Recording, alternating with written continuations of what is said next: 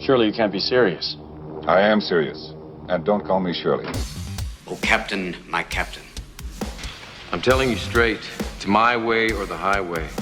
Oh, command me, Lord. Now you want to get nuts? Come on, let's get nuts. Tell me something, my friend. You ever dance with the devil in the pale moonlight? I always ask that of all my prey. I just like the sound of it. I'll have what she's having. You have chosen wisely. It reminds us of all that once was good. And it could be again. My calculations are correct. When this baby hits 88 miles per hour, you're gonna see some serious... You're listening to the 30-something Movie Podcast. Classic movies, 30 years in the making. 30-something Movie Podcast, episode number 277. It is National Lampoon's Christmas Vacation. I feel like we've been waiting for this one for a while. I mean, ever since we got to 89, we're like, I think we've quoted this one every time we've done a Christmas show or a Christmas movies that we love, and this one always comes up every single time. And we've quoted this one kind of nonstop, I feel like, for the last 2 or 3 years. So we're finally here. Yes, welcome. Welcome, everyone. So very, very quickly, we spoil the movies that we talk about. We just spoil movies in general, so just be aware of that as we're talking. The conversation flows freely, so if you don't want to hear stuff that you haven't seen yet, then just be aware. If you start to hear the name of a movie, we may talk about it for a minute, so you may want to skip ahead just a little bit. iTunes reviews. We've actually not been doing too bad in the iTunes movie history podcasts, kind of throughout the world, like in England and Poland and all those different places. United States, we're still in the top 100. So things have been going pretty well there. So if you keep leaving us iTunes reviews, that'll keep happening, and other people will be able to check out the show and hopefully enjoy it as well. And hopefully you're enjoying it. So thank you all for joining us week in and week out for this adventure. The one thing I will say, I'm joined tonight by Pat and Bo. So gentlemen, how are you doing tonight? Great. Quite well. John, how are you? Doing pretty good. Pat, how are you doing? Doing well, man. Good. We're here and we're ready to talk some movies. I will say very quickly, just thinking ahead to what our schedules look like and the recordings and everything else, we do have one more 80s movie, one more 1989 movie. It'll be Say Anything that's coming out probably in just a few days after this episode, so we can get it in under the 1989-2019 radar before it becomes the new year. And then we may take like a week or so break for the new year just to kind of let everybody get back into the swing of things, into the swing of a new decade and all that stuff. But this may be because of the timing of when things need to get recorded, and I may have to do the Say Anything episode by myself. This may be the last episode where we are together talking about an 80s movie. Wow, that's so crazy.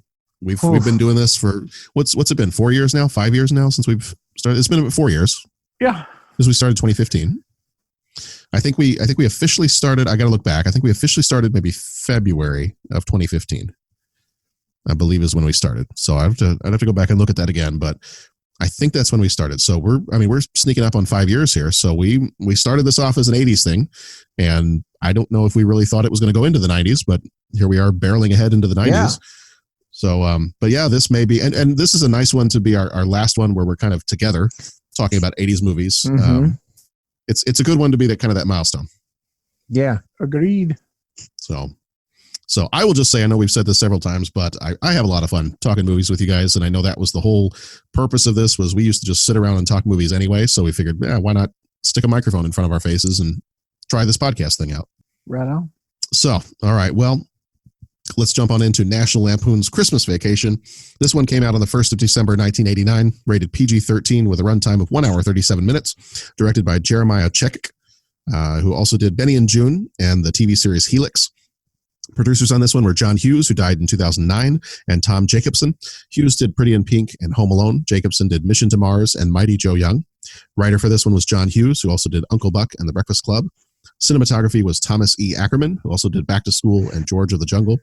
Music by Angelo Badalamenti, who also did Mulholland Drive and A Very Long Engagement.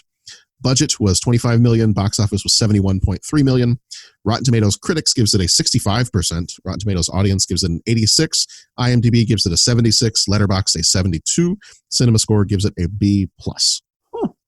Those are lower than I would have expected. They are kind of a little bit lower than you'd think for this movie. I mean, you constantly, I think we talked before we started recording about how this is constantly talked about as being like one of the favorite Christmas movies that are your go-to Christmas movies, and those scores are pretty low. Even the viewer scores, not just the critic scores, are lower than I would have thought they would be.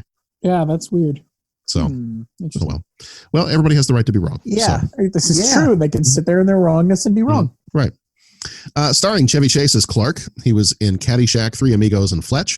Beverly D'Angelo as Ellen. She was in the Vacation movies and American History X. Juliette Lewis was Audrey. She was in Natural Born Killers and From Dusk Till Dawn. Johnny Galecki is Rusty. He was in Big Bang Theory and Roseanne. John Randolph, who died in 2004, was Clark Sr. He was in You've Got Mail and Serpico. Diane Ladd was Nora. She was in Wild at Heart and Chinatown.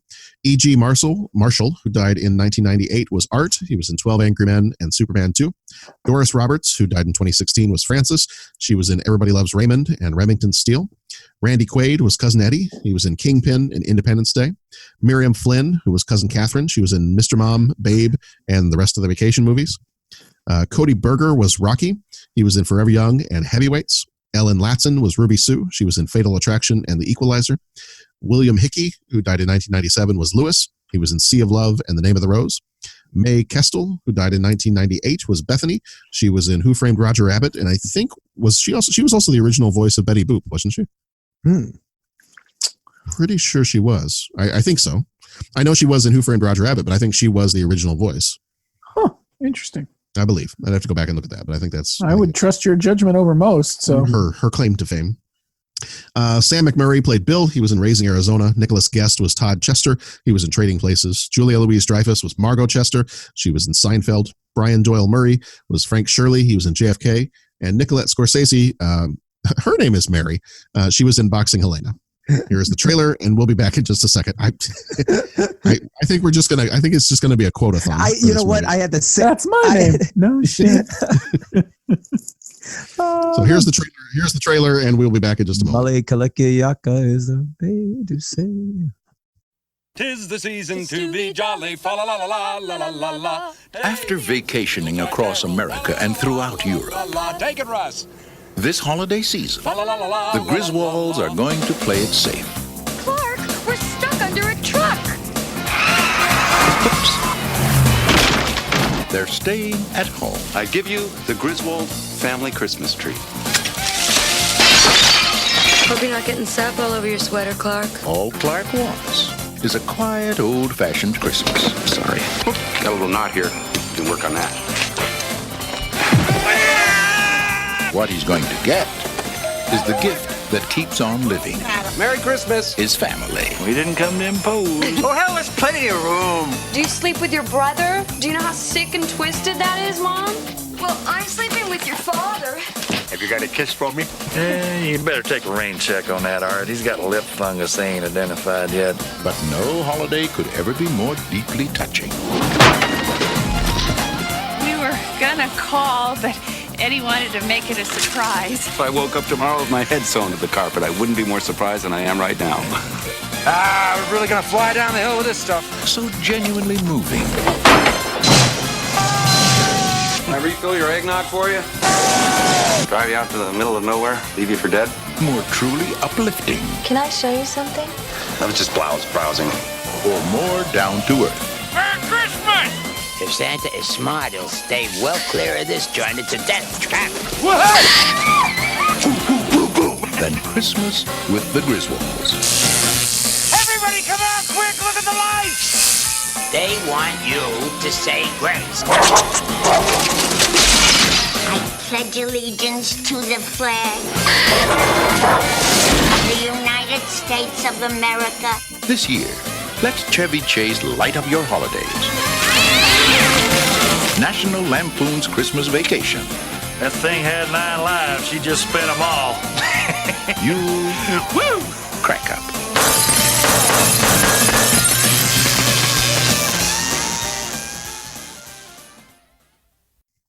All right, so like I said before we started playing the trailer, I kind of feel like this is just going to be a quote-a-thon, but we'll try to answer some questions. Yeah. And see how things go. But I have no delusions that this is going to end up being any kind of a discussion whatsoever. So we'll just throw that out there. Okay, first dumb question. Is this the first time you've seen this movie? No. No. Nope. Okay, question 2. How does this movie make you feel? Like it's Christmas time. Oh, yeah. I have to watch it every year at Christmas. Yeah, it just makes me laugh. It's funny. And I have to watch it every year. I have a lot of Christmas movies that I like to watch, but this is one that my wife also likes to watch. So we watch it together.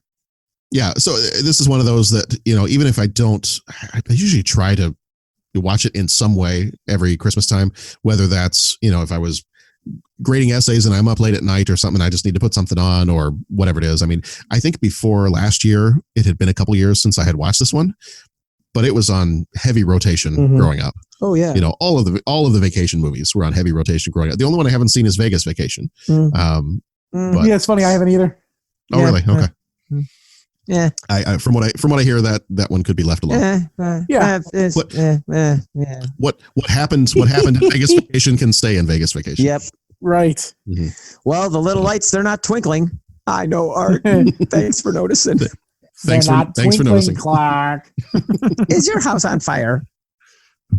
No, Aunt Bethany. Oh man. Grace died 30 years ago. Oh man. So what is it? What is it that works about this movie? What is it that makes this movie one of those that you need to come back to every Christmas time? It's just so funny. It doesn't even let you, even if you don't like one of the jokes for some reason, there's another one coming less than 30 seconds from now. Right. You're probably going to like that one. Right. It appeals to a broader theme of it's not just the comedy. Everyone has this situation. We've all been to a huge family holiday where something went horribly wrong. And these poor people had many things go horribly wrong, but still. Right. There's enough. We've all been there. There's enough satire in there too that it's like you're laughing, but it's not so over the top that you're like, yeah, I know that guy in my family though. Okay, I know what happens when I go over to the such and such house for the family, whatever. I mean, it's just like, okay, this person's going to say this person's going to do this. These two might end up, and you have that in here. You have the brother-in-law that shows up. You have the elder relatives that aren't paying attention to what's going on. You've got, it's close enough. It's close enough to what you experience, and then puts it up on the big screen with all the, professional. It adds everything in. But I mean, but it's not real. It's not like a real life thing. It's a caricature, and I think that's what adds to the humor. Is they just take real life situations, the in-laws coming over, the family showing up, ding dong, right, and they use those minor chords so well. I know. And then even when they're coming back from cutting down the tree, like it opens to them singing "Oh Come All You Faithful," but then when they're driving back with the tree, it's "Oh Come All You Faithful," but I think it's a minor chord. It's definitely diminished in some way, like that the sad horn sound version of "Oh Come All You Faithful," because they've had to dig this tree out of the ground. Yeah. Kudos to the music guys. No kidding. Yeah. All right. Well, for me, I think this movie, think of it as one of those that you kind of have to come back to every Christmas. When I think of the other ones that are in that rotation, I mean, I'm thinking of, A Christmas Story. I'm thinking of Elf. I'm thinking of It's a Wonderful Life. Just those classic Christmas movies. And this just something about all those different movies. They're all classics in each different way. They have memorable scenes, or they make you feel just really good about the season and all of that. And this one, I think, is one of those that you just have, that during the holidays, you're going to have probably some stressful times with, you might see family that you're not looking forward to seeing. And I think Christmas in particular is one of those times where, especially as an adult, I think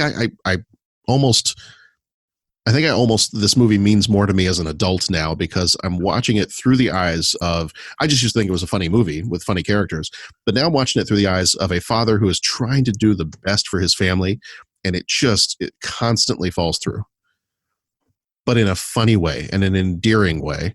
And it's just, and nobody's really angry at each other. Nobody is like ridiculously disappointed with each other. Of course, they have a few little lighthearted jabs here and there at each other, but it doesn't sink into, what sometimes I think holidays can become when you've got family and other stressors and things like that around.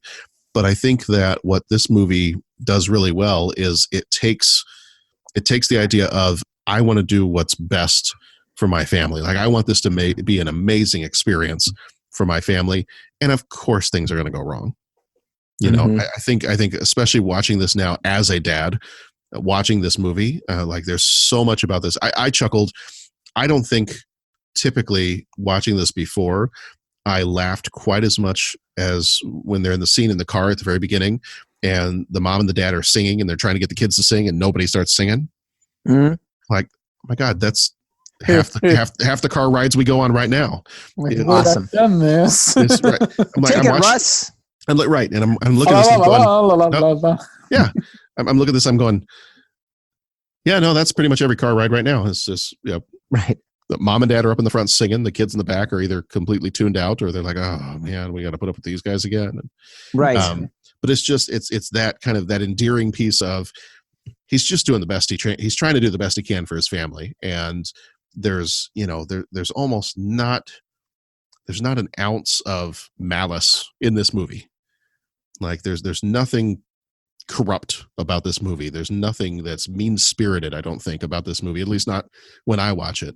It's the intent of the holiday.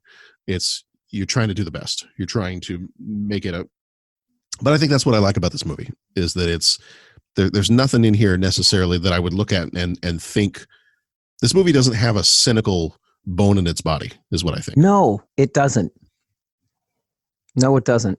It's just the purity. And I think that's what I also like about Elf, is that Elf, almost more on like a naive end of things, is the same thing. It just doesn't have a cynical, you've got the cynical character of James Caan, but in Elf, it's kind of the same thing. It's like, it's very innocent. It's very much, hey, Christmas is awesome. This is why you should enjoy this time of year. And I feel like this movie is the same way. Right. Isn't there even a song? Christmas is the time of year. I think that's in this one, isn't it? I watched a lot of Christmas movies the last few days. Yeah. So, I was set up for the 5 questions later. Christmas is the holiday we go a little overboard for. So I was off work today getting the basement ready for the 20 people that are coming over on Christmas Day. Oh, there you go. That was my day. Nice. And my day tomorrow, realistically. Okay. It's an easy holiday to go overboard on. Oh yeah. I mean, we've got, well, I'll go into that later when we do our thing. Yeah. So is there anything, so this may be a weird question, but obviously there were some low scores in here. Like, as we looked at some of the critic scores and some of the user scores, not everybody likes this movie. I think it sounds like the 3 of us do. And I think if Dennis is able to jump in here at some point, I think he does too. But is there anything about this movie that doesn't work for you when you've watched this movie? And I know sometimes it's hard to be able to say that with these movies because it just gets lodged in your brain so much. But is there anything about this movie that doesn't work for you? Nothing that doesn't work for me in particular, but I can certainly see where critics might pan it. I mean, it is slapstick comedy for slapstick comedy's sake. I mean, there's no deep-seated reason why Chevy Chase has to get hit in the chin with the ladder to the attic. There is no like story reason that he has to fall through the ceiling onto the bunk bed, That's just there for physical slapstick comedy. And I think part of why the critics numbers are so low is because a lot of critics just don't dig that. Now, I am a little surprised the audience number is as low as it is. Yeah. That one I struggle to explain. The critics I can sort of write off, I guess is the best way to say it. I get into the same thing that with like the Three Amigos. It's just it's funny stuff. I think people just don't get comedy and they think that they should dismiss it.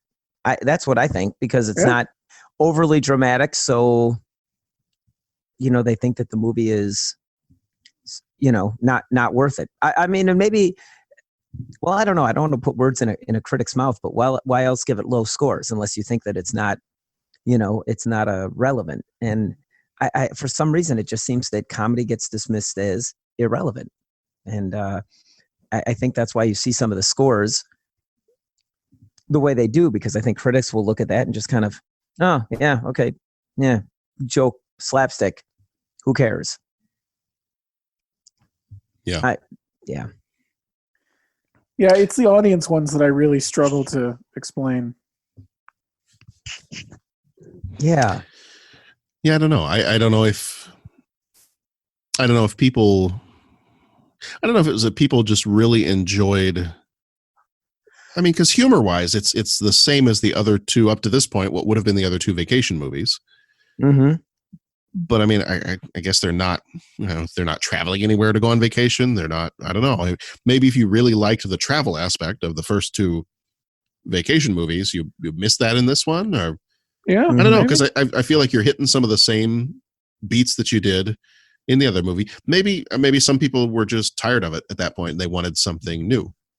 Mm-hmm. I mean, I don't really feel like it's rehashing the exact same jokes as it did in the other movies, but to a certain degree, I guess maybe it is. I mean, you've got, you've either got Christy Brinkley's character in Vacation, or you've got Mary in this one showing up in the swimming pool scene, and so I guess, I mean, if people watched it and said, "Oh man, he's having a dream sequence about some supermodel again," and maybe that's it. Maybe it was a repeat of too many times of what they'd also done in the other movies. But I don't know that I ever got that watching it, but I'm just trying to guess at what other people might have had objections to.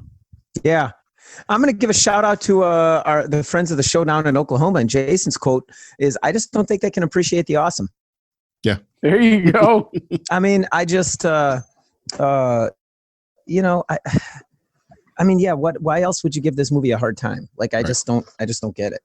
Yeah. Yeah, I don't know. I can't really think of anything that doesn't work for me in this movie. The only thing, and I almost feels silly to think of this as something that doesn't work for me. The only thing that I can come up with right off the top of my head that doesn't work for me is if he's stuck up in the attic and his feet fell through to his son's bedroom, to the bunk bed, why not just go through the rest of the way? Yeah. The ceiling is already ruined, so just go through the rest of the way. The only thing I can figure they're trying to say is that the studs are too close together. He couldn't get enough through because the bed was so close to the ceiling. Okay. It stretches credulity a little, but I think that was the intention of the joke. Well, and I'm trying not to argue logic with Christmas Vacation, but no, I believe me, I get it, because I've thought that for years. Mm-hmm. Like, what's happening here? Yeah. Oh man. Because just do it. But yeah. Merry Christmas. Merry Christmas. Merry Christmas. Kiss my butt. Kiss your butt. Kiss his butt. God, Happy Hanukkah. Happy Hanukkah. Just so good. So good. And the way Mr. Shirley never gets his name right until the very end. Mm-hmm. I know. All right, Griswold, put it over there with the others. It's Griswold, sir. What? How about the fact that we never explore what's in those boxes? I know. Mm-hmm. I just want to know. I've got to take this very important call. Get me somebody. And get me somebody while I'm waiting. Get me somebody while I'm waiting. Oh. The only other thing I can think of is and it's not a very long movie, so the only other thing I could think of is I could have even done without, but see those scenes are still funny. What scenes? What are you going to cut? I could have even done without the next door neighbors. See, like, I mean, Todd and they're hilarious. So I'm almost trying to nitpick some. I'm almost looking for something that wouldn't work, but that part too. I mean, I could see the movie to me would be fine even without those scenes, but I still want to keep those scenes in because I just love the scene where they come in and their whole stereo is completely gone, and they're like, well. Well, what could have possibly? I don't know, Margot. And why is the carpet wet? Todd. I don't know, Margot. Where are you going to put a tree that big, Griswold? Bend over. I'll show you. You have a lot of nerve talking to me, Griswold, that way. I wasn't talking to you. to you. Oh man. It definitely goes to show like what a jag Griswold. Like they show him as this, this family man and this great father, but then like when he's talking to those neighbors, he is downright rude. Mm-hmm. Yeah. Although when he loses it and he's got the chainsaw in the house and he walks, and I hate to say it, that is totally me. Like that's like, Pat, are you fine? Yeah, I'm fine. And then all of a sudden I'll be like chainsawing the newel post, and then everyone will be like, dude, you got to calm down. I'm totally fine. Fix the newel post. I fixed the newel post. Lewis burned down my tree. I grabbed another one. It's okay, honey. We needed a coffin, a tree. Yeah. Oh, man. Oh, Eddie, if I woke up tomorrow with my head sewn to the carpet, I wouldn't be more surprised than I am right now. Oh, yeah. Falls down a well, eyes go crossed. Kicked by a mule, eyes go straight. I don't know. And how... I'm thinking of, for this Christmas time, I'm thinking when it comes time to say the blessing at the Christmas lunch, I'm thinking of just doing the Pledge of Allegiance. You should. Might just go that route. The kids will get it because we'll probably watch that movie before Christmas, but right. I think that would be a funny callback. Yeah. I'm not even going to ask the question. Like the other question that we had kind of on our list of questions we tend to go to is, how influential do you think this movie has been? I mean, it's in the, I think the movies, and I'm not going to just say that my list is the end all be all list of Christmas movies, but I think when you think of movies that would have been on rotation back when people still watched cable TV, it would have been Christmas Vacation. It would have been A Christmas Story. It would have been, it would have been Elf if it had been a few years earlier. It would have been It's a Wonderful Life, and some version of the Scrooged even. Which I watched today. Oh, did you watch it today? Nice. Yeah.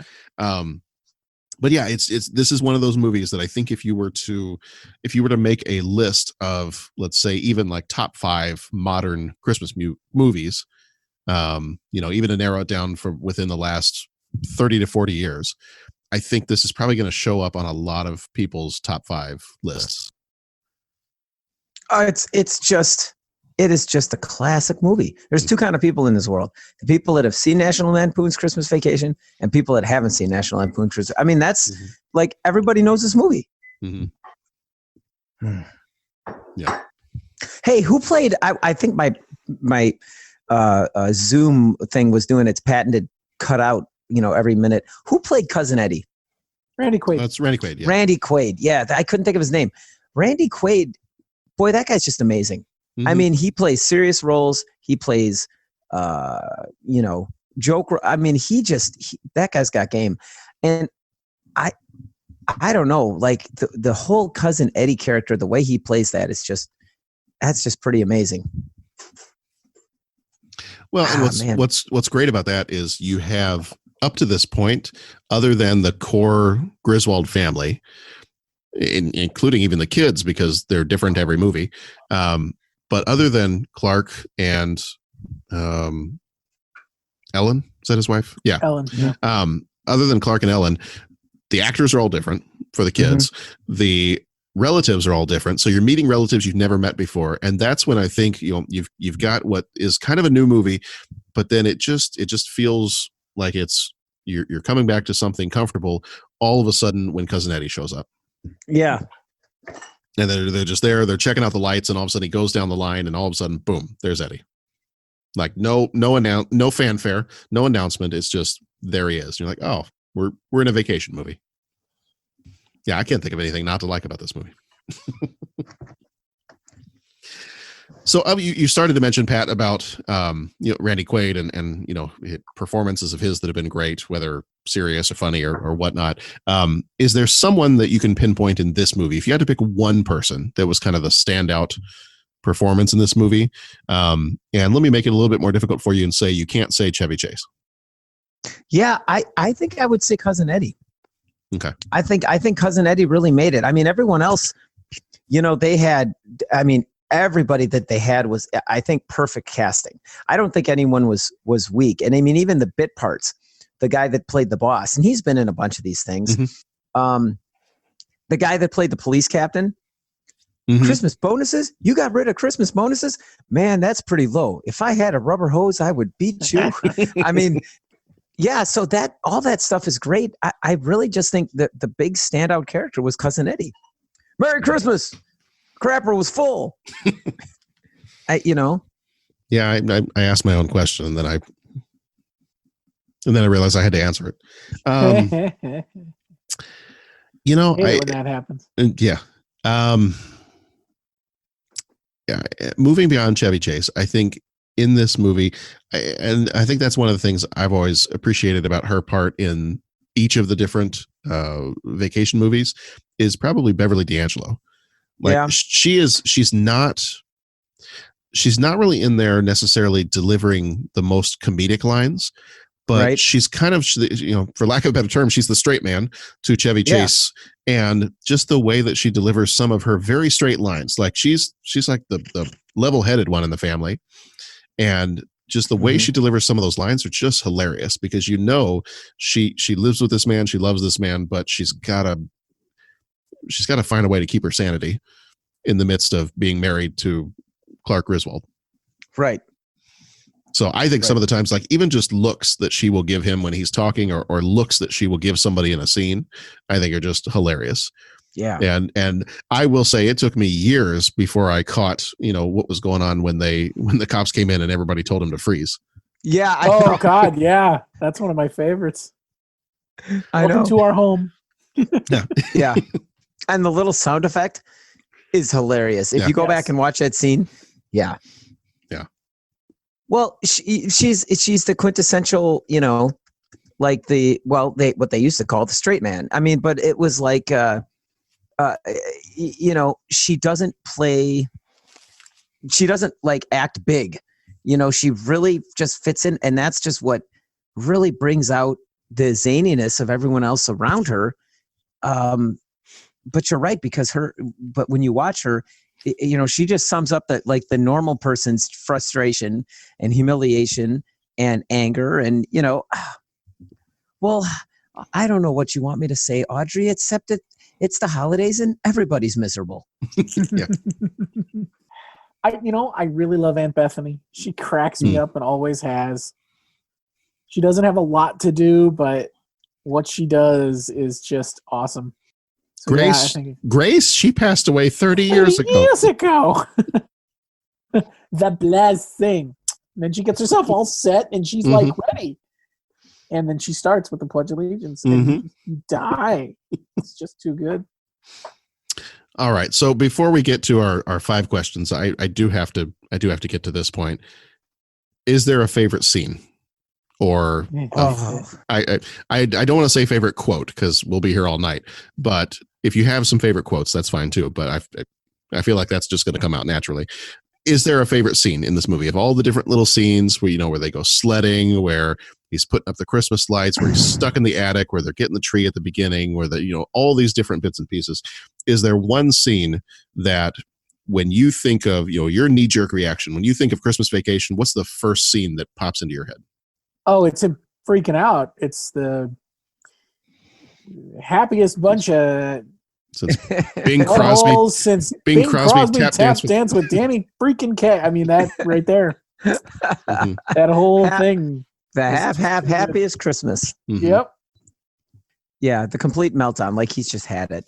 Yeah. It's just too much. I'm out. I don't know. It really moves from strength to strength, and they hit like,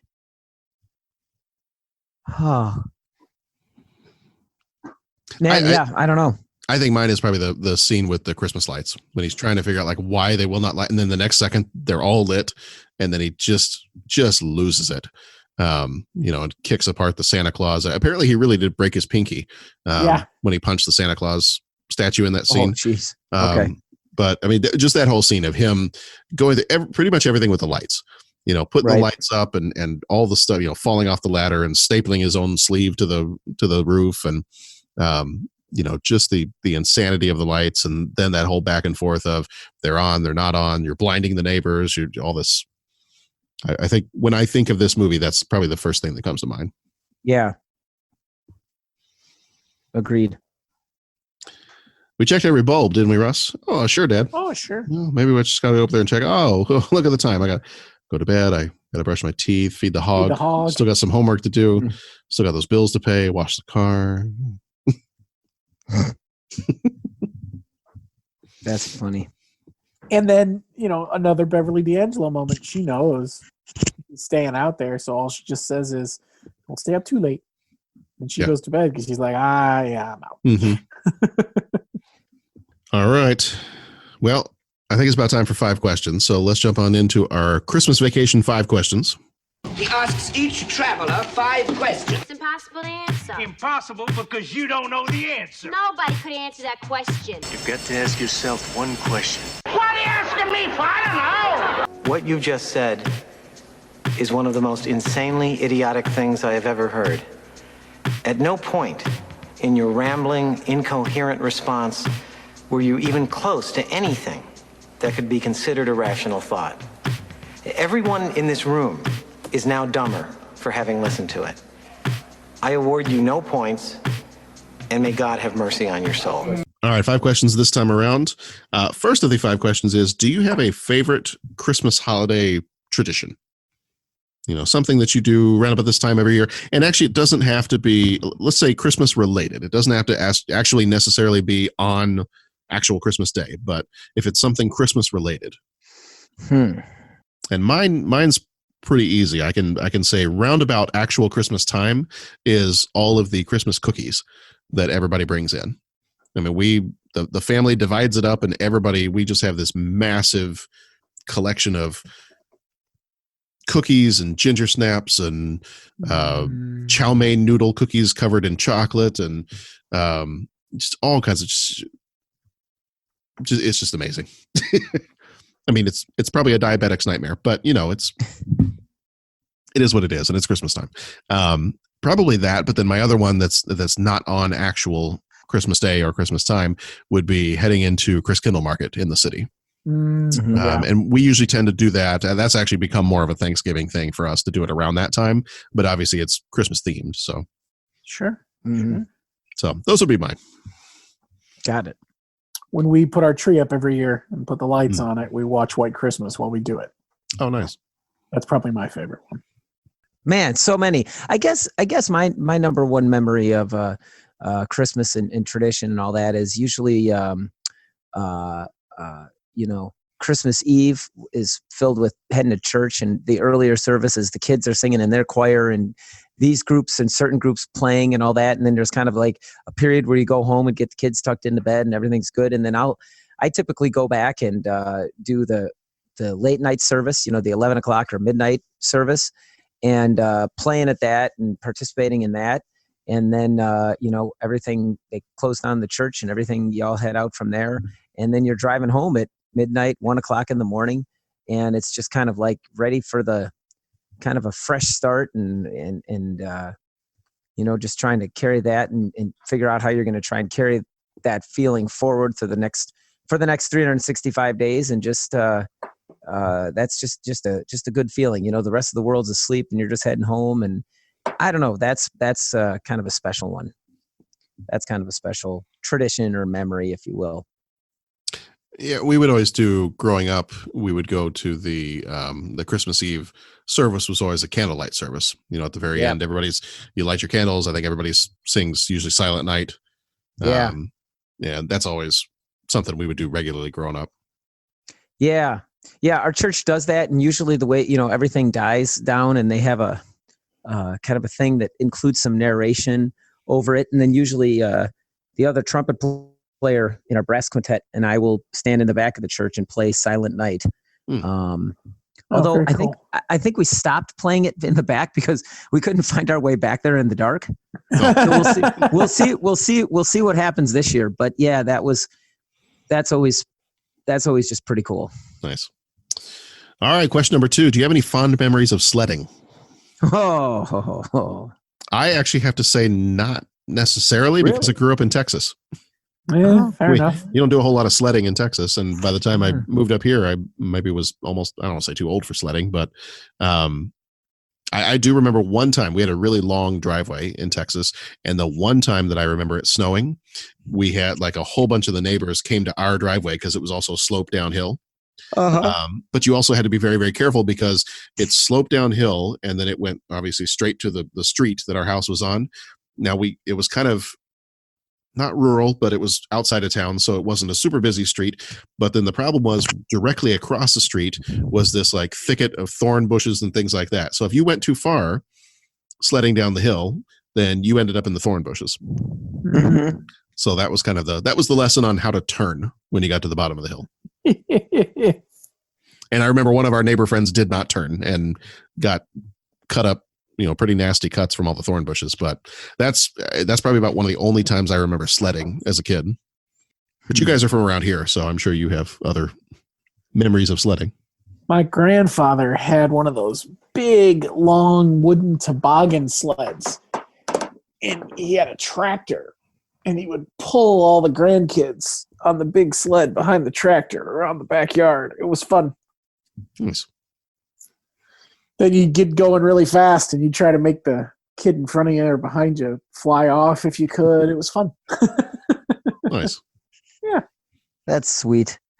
I, too, am going to use the toboggan story, and that's, the big family toboggan, and you put everybody plus other people, everyone in the family plus other people all squeeze on that toboggan, and you go down the hill pretty darn fast, man, and the person at the front ends up buried into the catch fence or buried under the snow mounds at the end of the run, and snow all over their self, and it's awesome. And then you grab it and run up the hill and do it again. Mm-hmm. Nice. All right. Question number 3. Do you enjoy shopping for the holidays? Thanks to Amazon, I do.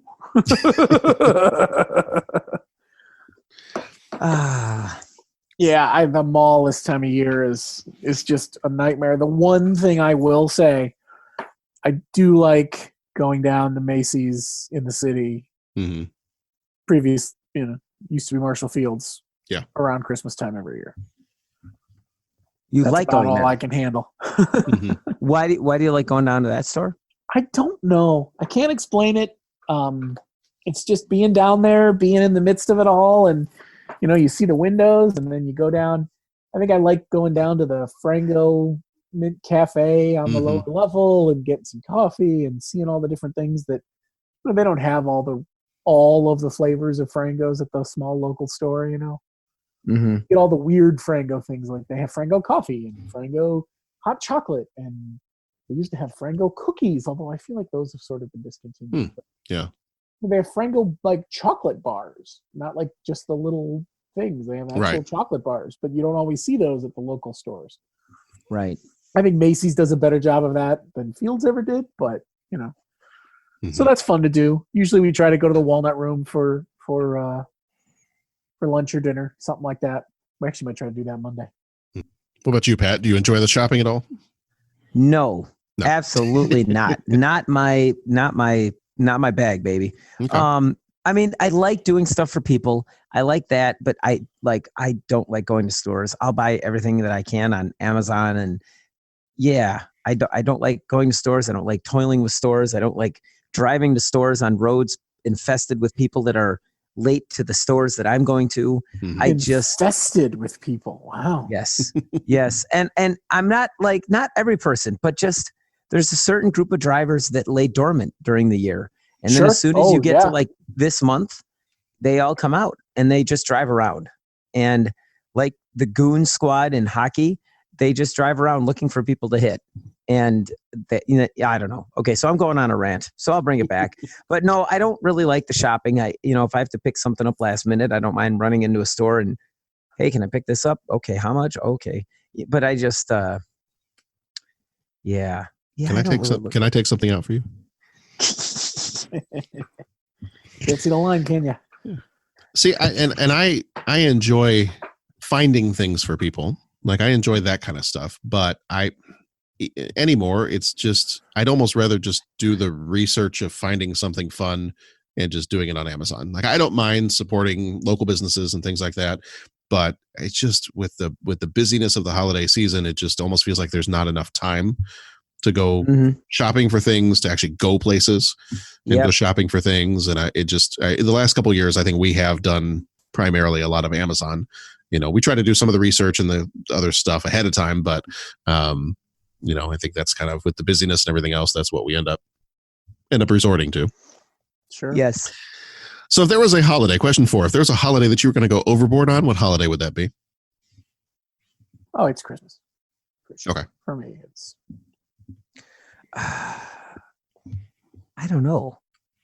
If I was willing to go overboard on one holiday, what would that holiday be? Probably the 4th of July. Okay. Right. Well, fireworks and everything else, that's an easy one to go overboard on. Sure. Yeah. Put some bunting out. You can do some serious work on that holiday. I would say Halloween. Like Halloween has always been one of my favorite holidays. I think that's one that would be very easy for me. If I was given carte blanche to just do whatever I wanted to do, I think I could very easily, I think I could probably pull a Clark Griswold in terms of decorations and all kinds of other stuff. Yeah. I think I would make it look like my house really was on fire. All right. There you go. All right. Final question. Is there a gift that you can recall, like maybe a favorite gift that you got for someone else? So something that you can remember getting for someone else. And I will say real quick, if our answers go a little bit longer, we've got about 3.5 minutes left on our timer, so I can start another call because that's not a whole lot of time. But I will say my answer for this one is one year, my brother and sister and I did some research, and I think this was Christmas, not 100% sure, but we were actually able to get my dad's old high school Letterman jacket back from his brother because he gave it to his brother instead of his brother buying one. We got his jacket back, and we were able to track down all of the old patches that would have been on his Letterman jacket. So we found the 72 from 1972. We found the conference patch from when they were, conference champions in football. And so we were able to recreate everything that would have been on his Letterman jacket because his brother took it all off and added his own stuff. We were able to recreate that, and we gave that to him as a gift one year. Cool. So that was probably one of the ones that I remember giving, and I remember he was so surprised. He had no clue that that's what we were putting together for him. That's awesome.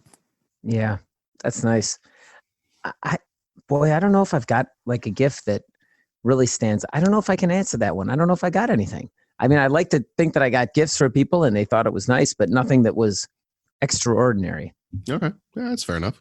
Yeah, I think the only thing that comes close to that is we found, my brother and I, probably my brother found it. He's good at this stuff. We found a DVD set of Marx Brothers movies. Oh, for my dad. That's cool. Nice. And he really liked that. It's the only one that sticks out. I was racking my brain. I'm sure there's something I've got for my wife that I was pretty proud of, but I got nothing. Yeah. All right. Well, I think that's going to do it for Christmas Vacation. So thank you, gentlemen, for being here. And thank you for being here with me through the 80s if we don't get you back before the end of this year. Thank you, John, for all the organizing and planning and things you do to keep us on task. Hey, it is. Yeah. It is my genuine pleasure. All right, John. Well, thank you, man. End of the 80s. End of a decade. End of the 80s. So I will see you gentlemen in the 90s then. Yes, yeah, man. Sir. That's right. Happy New Year. All right. Happy New Year. Happy New Year to everybody. Everybody be excellent to each other. Go watch some good movies. And I will see you back here next time for Say Anything. And we will see you back here next time in 1990, starting a brand new year, brand new decade. See y'all back here next time.